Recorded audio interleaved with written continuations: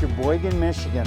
Just outside the harbor, you got a couple of main points. This year we're gonna fish Cordwood Point. We've never fished this piece of structure before during a TV show, but there's so much different stuff out here early season to fish in Cheboygan. Today, we're gonna show you this as an option. In the event you get a big west wind and it's hard to get out onto the open water, Cordwood Point is a great option. Stay tuned here from Cheboygan, Michigan. Of course, with Captain Steve Hubert from Chum Bucket and Richard at the wheel.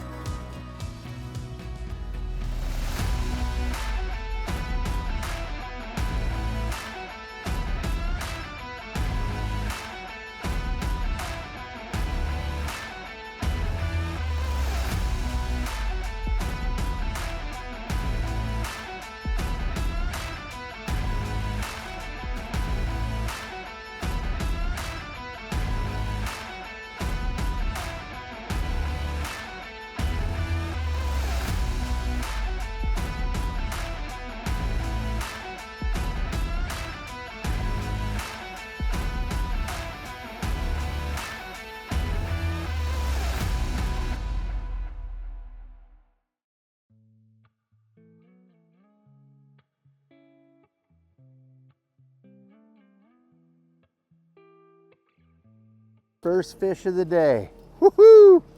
Well guys, we told you we were gonna come out here out of Cheboygan and catch some fish, and it looks like it did not take long. As Brett will show you in the background, we're not far from shore.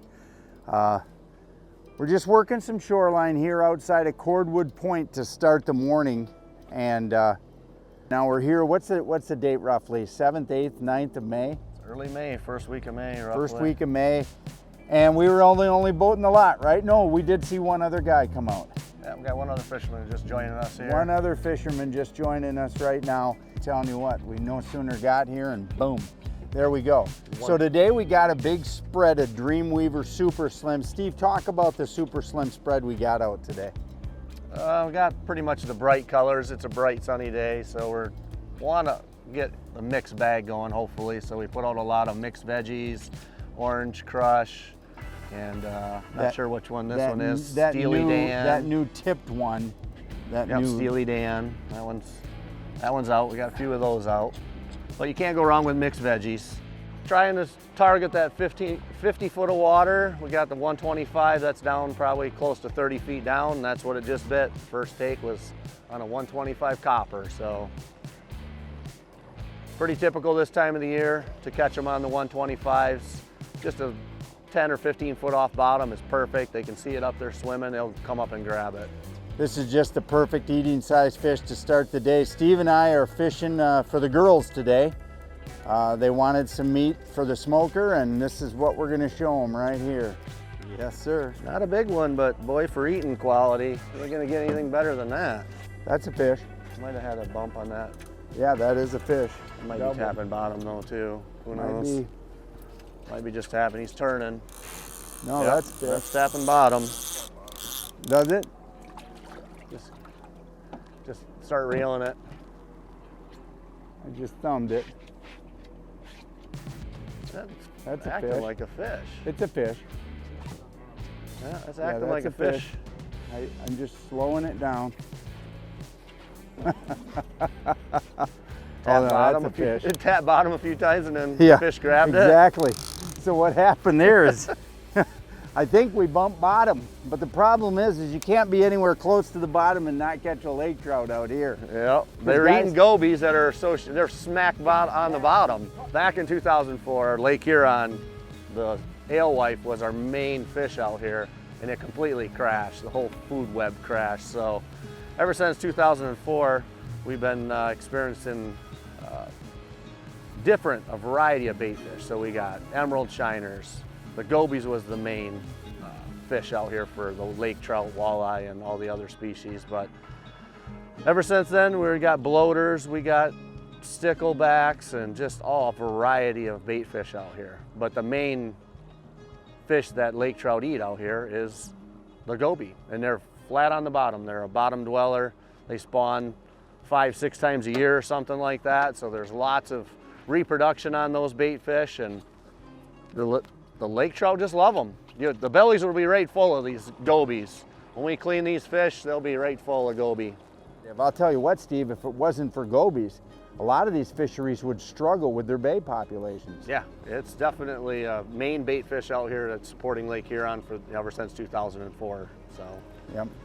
they were here probably prior to that, but everything's still focused on those alewife. Everything likes to eat alewife too, but when they disappeared, all the fish that could eat goby, king salmon, the pelagic fish, won't touch a goby, but lake trout, And walleye. brown trout, walleye, even Atlantic salmon will take and eat goby.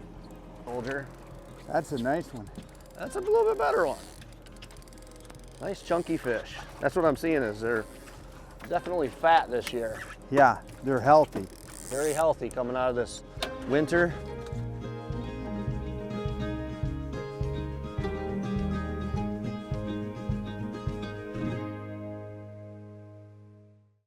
Fisherman's Digest is brought to you by Qwest, built with purpose. Traxstech, the ultimate fishing system. Strike King, tie one on. Garmin. We all want to keep moving, and we all need fuel to do it. Now, with the revolutionary FlowFast system, you can fuel up and keep moving from literally anywhere. FlowFast will pump or siphon an amazing 8 gallons per minute, so you can get back to what you do best. To find out more about FlowFast, go to flowfast.com. FlowFast. Fuel up. Keep moving.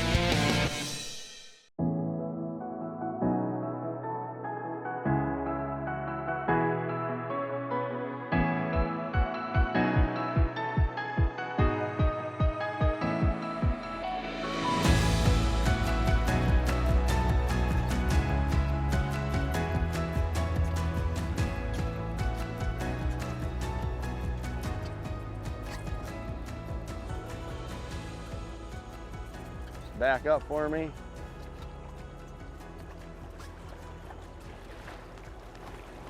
Orange Gangster. Orange Gangster? The Orange Gangster strikes. Yeah, show that one off. They come up. He's barely hooked. He fell off the hook, but And a awesome Cheboygan area laker. Well, Stevie wrangles this one in. He just got a hit on a diver. I just missed one on a board. We got our downriggers right here. Now they're not productive today, probably because of how shallow a water, and I can literally see bottom in 40 feet. So they haven't been that productive. Right here, our GT100s, the low and the high today have been catching fish. And then of course we got a set of 3 rod holders on our arch. Then that takes us out to our boards. That's been very productive today as well. So the riggers have been a little bit slow. We got a fish coming right at us here that Brett is gonna show you, because what we've just been doing is really banging this stuff into the sand. That's been the ticket. Richard's keeping us right in 40, 45 feet of water, right in the sand. And these fish have been right there, and it seems like the low diver or the 125 copper, so stuff that's between 30 and the bottom in 40 feet of water has been the most productive. These fish are staying down and fighting hard. I lost one that was hooked for quite a while. We had another rip right before we hooked up on this one. So it's just one of those things where it seems like these fish are really, really spunky today.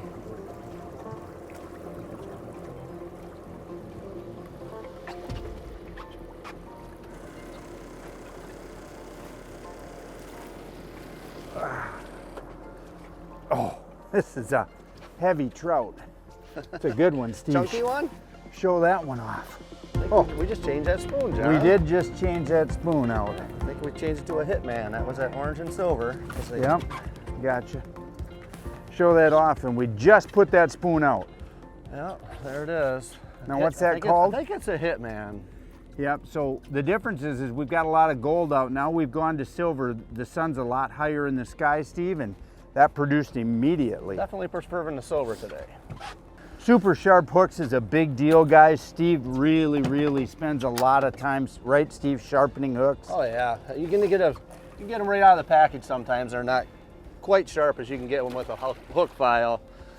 So if you sharpen your hooks, you will catch more fish, plain and simple. There's no doubt about it. We're trying to educate you guys here on how you can put your boat in the water and doing this. So this mast right here is basically Cordwood Point is right there, and there's a big major point beyond it. And then if you look back here, you'll see the harbor and the port of Cheboygan, Michigan right there. So you're coming out, and on a big west wind, you can see this is going to be all completely protected. So if you're in a 16, 18 foot boat and you've got a west wind, no problem at all. Today we just don't have a lot of wind, maybe 5 miles an hour. So you can fish any old way you want. But this is a great option for guys in northern Michigan. Even if you get a big wind, you've got a lot of structure here. You got sand, you got rocks, you got lots of gobies, and of course you got lots of lake trout.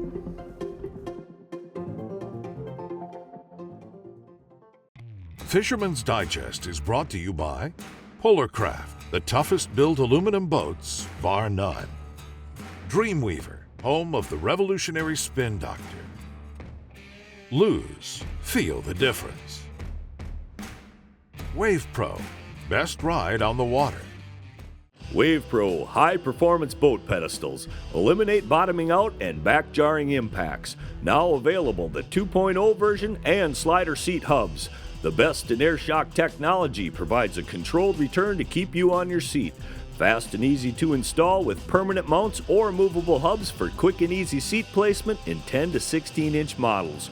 WavePro, high-performance boat pedestals, best ride on the water. Online at waveproshock.com. Hey, we got double. Double.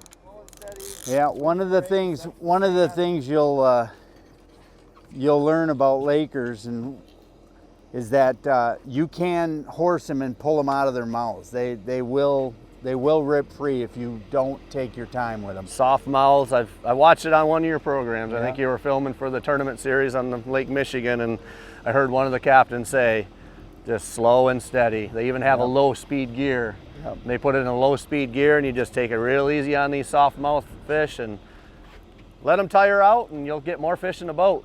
Yep, and I tell you what, the other thing is you see me and Steve just nice, and when they start writhing, just stop reeling. Just let them pound. Don't keep the rod high and let them settle down. When Yep.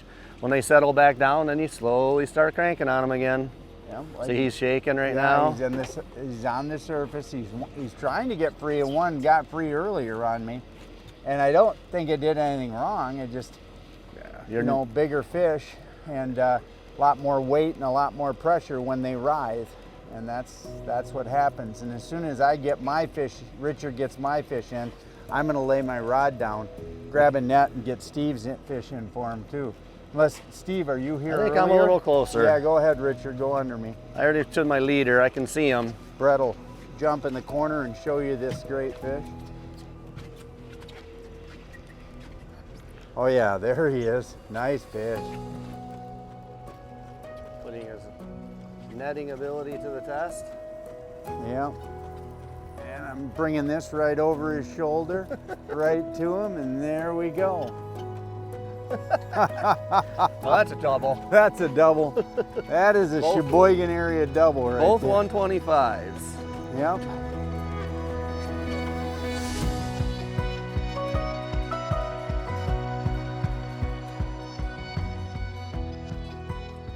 They're identical spoons.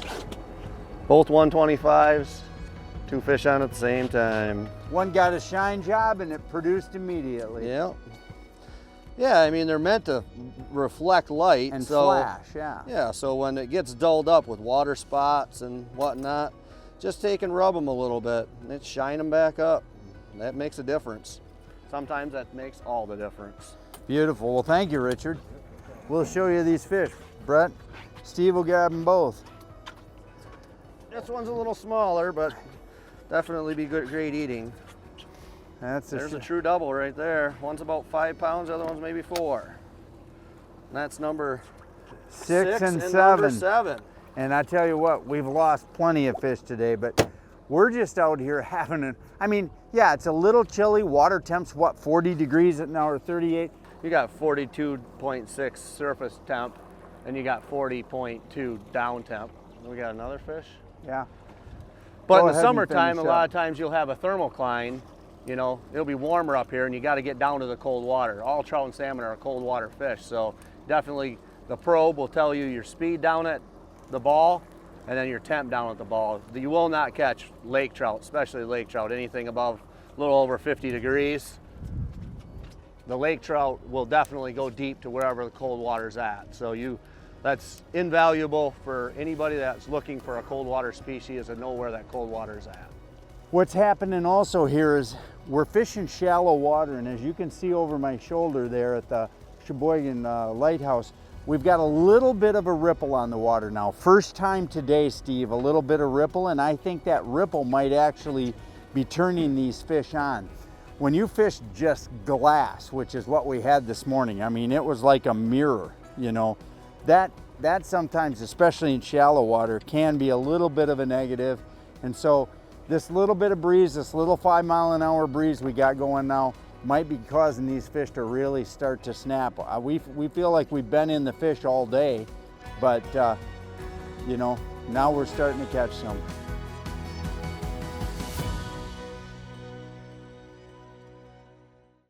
Fisherman's Digest is brought to you by Offshore Tackle Products, FlowFast, world's leading portable fluid transfer system, Drotto, catch and release boat system. Make loading and unloading your boat easy with the Drotto Catch and Release Automatic Boat Latch.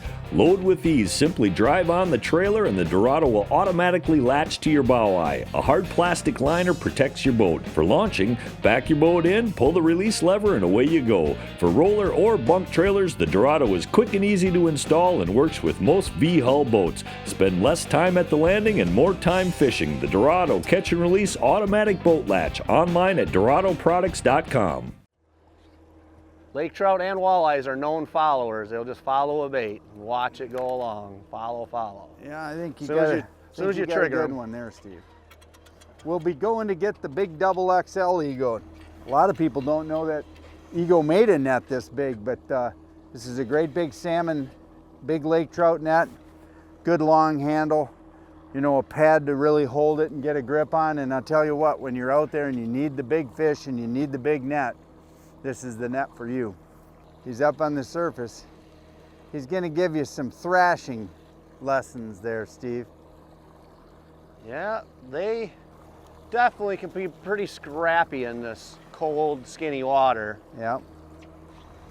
In your, They'll dive on you and your they don't diver? give up. no, he's got his back Okay. up. He's fighting. He's on the surface, but he's not wallowing. He's actually acting like got a him. king He's in the salmon, diver, you but know, we where got they go him. one way and the other while they swim.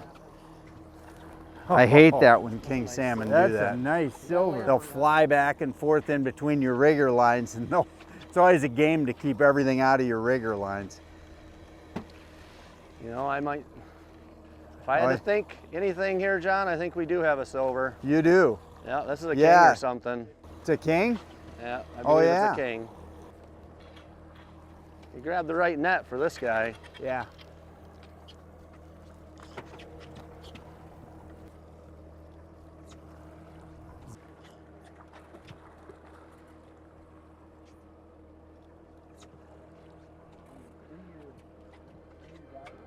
No, I'm just pulling. I'm just trying to steer him to you, John.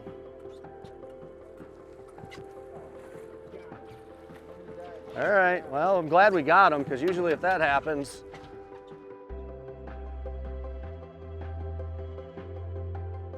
And that's the result. They're doing a lot of planting up in Rogers absolutely. City. See and- that missing adipose right there? I would almost guarantee you this fish probably came from the Swan River right in Rogers City plant. They get 330,000 kings. They spend most of their life either in Georgian Bay over there, and a few of them hang up in the Straits area, but that is a Northern Lake Huron king. Now, Richard just hit the waypoint. We knew what line we had been catching, meaning the depth line and trolling pass we had been catching the fish at. But a lot of times when you get silverfish, they'll hang together in little pods, and we're hoping we've got a second one hooked up here. But that's That's really important, that when you catch fish, you're hitting your GPS coordinates, you're marking where those pods of fish are, so that, you know, you don't want to just sit there and figure eight and pound on them, because then you can turn them off. But by making long passes, going repeatedly through critical sets of numbers, you know, half an hour rest, and then go back and hit it again, even 45 minutes of rest. Hopefully you can get 2 or 3 or 4 active areas in a 1 hour troll, so that every 15 minutes you're in another active area catching some more fish. Really important. A lot of people like to just say, turn around right away. No, don't do that. You'll spook those fish, you'll blow those fish, and you'll only get one crack at them. If you let them rest, you might be able to get those fish, you know, for, you know, multiple passes if you give them enough rest. Hey guys, you know, when you come to the greater Cheboygan area, you just got so many different options for fishing. So out here today, we're on the Angler Qwest, and we're out here in front of the port of Cheboygan, out in front of Cordwood Point, having a great day in the water. Already got 9 fish in the boat in 2 hours. But you know, there's so much more to the Cheboygan area. Of course, everyone knows about Mullet Lake, smallmouth bass, walleye, perch, and also a good population of inland lake steelhead or rainbow trout. You know, you just got so many different things you can fish for year-round. Earlier this year, we filmed an awesome ice fishing show for perch on Mullet Lake. So it's just got so many different things you can do. And what I also love about Cheboygan is it's not just happening on the water, it's happening off the water. If you're looking to just camp out at a place and dive around the northern Michigan area, Cheboygan is a great central location, located an hour north of Alpena and a half an hour or 20 minutes south of the bridge. It just has all kinds of things to offer. Next time you're looking for a great weekend getaway and you're into fishing, the Port of Cheboygan might be a perfect choice for you and your family. Hey guys, John Bergsman here out of the Port of Cheboygan, joined by the Huberts as always. Awesome fishing here early in the year. You got to mark this on your calendar. The month of May is awesome, even for a bonus king, Steve. Yep. Never know what you're going to get out here on Lake Huron. Thanks for joining us today here out of the Port of Cheboygan on Fisherman's Digest. We'll see you next week.